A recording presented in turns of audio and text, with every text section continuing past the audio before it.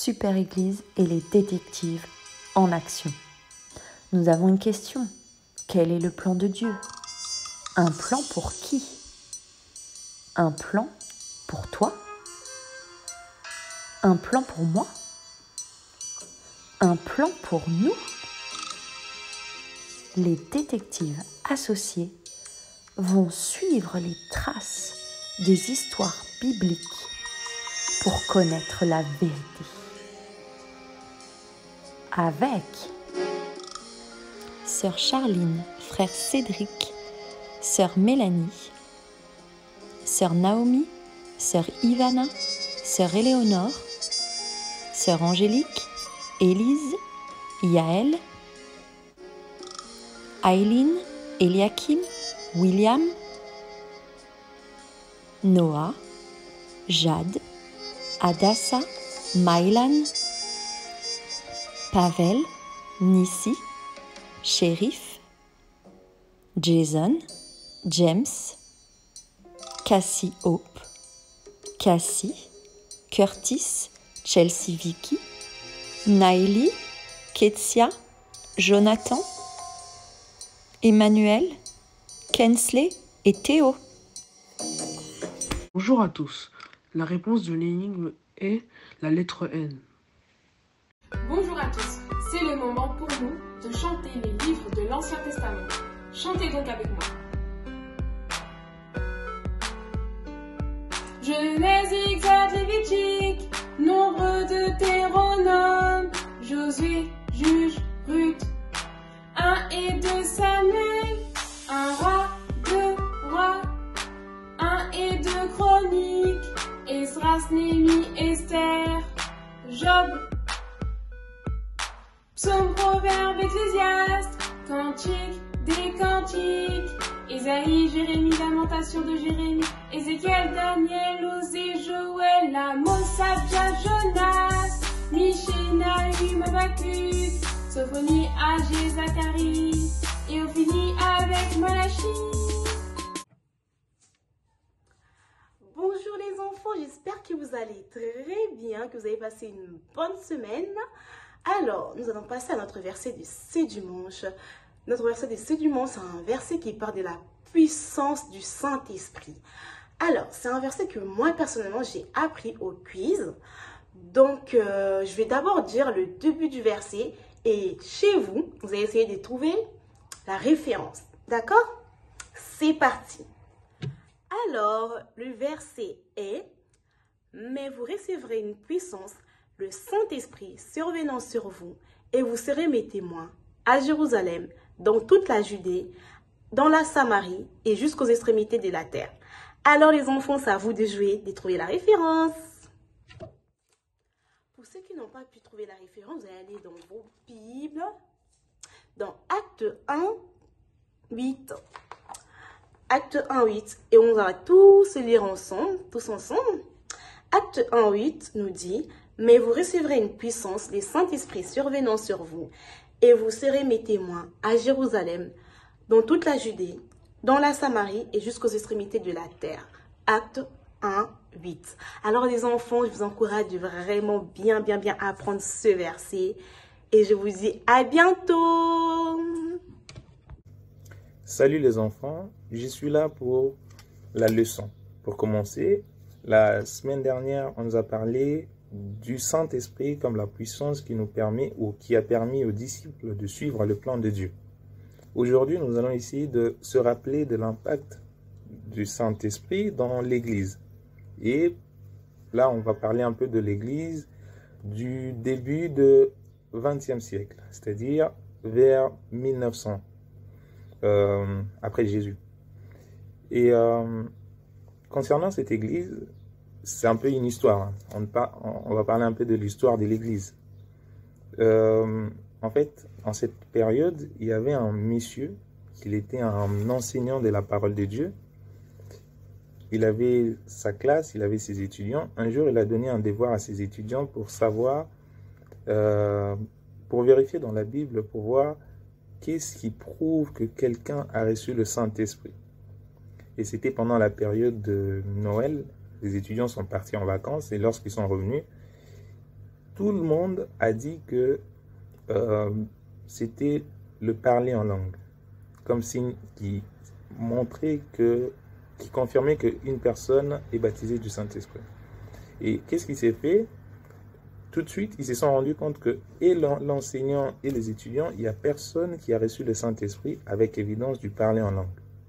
Et qu'est-ce qu'ils ont fait? Ils ont commencé à prier pour ça.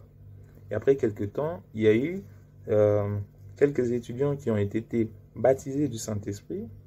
Et lorsque l'enseignant, qui s'appelle Param, a entendu ça, lui aussi, il a prié Dieu. Au bout de quelques minutes seulement, il a aussi été rempli du Saint-Esprit avec évidence du parler en langue. Et pour lui, c'était quelque chose de formidable. Après quelques temps, il a été invité dans une ville. Tout ça, ça se passe aux États-Unis. Il a été invité dans une ville.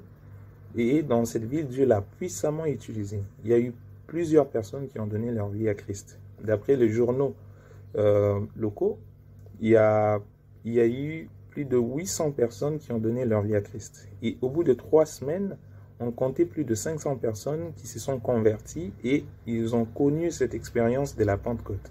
C'est quoi l'expérience de la Pentecôte? L'expérience de la Pentecôte, c'est le baptême du Saint-Esprit avec évidence du parler en langue. C'est ce qui s'est passé le jour de la Pentecôte. Quand le Saint-Esprit est venu, les gens ont parlé en langue. Et c'était un signe qui témoignait qu'ils étaient baptisés du Saint-Esprit. Ça, c'est l'histoire qui a impacté surtout notre génération, puisque ça a commencé au XXe siècle et jusqu'à aujourd'hui. La question à se poser maintenant, c'est est-ce que nous connaissons quelqu'un ou des gens qui sont autour de nous qui ont déjà connu cette expérience de la Pentecôte? Ou peut-être nous-mêmes, est-ce que nous avons déjà connu cette expérience de la Pentecôte? Ce qu'on doit comprendre ici dans cette histoire, c'est que de la même manière, le Saint-Esprit s'est servi des gens puissamment pour manifester sa gloire dans le temps des disciples ou dans les temps de l'Église vers 1900. De la même manière, il peut le faire encore aujourd'hui. C'est-à-dire, aujourd'hui, c'est possible de se faire baptiser de l'Esprit de Dieu. Connaître l'expérience de la Pentecôte autant que les disciples dans leur époque. Que Dieu bénisse sa parole.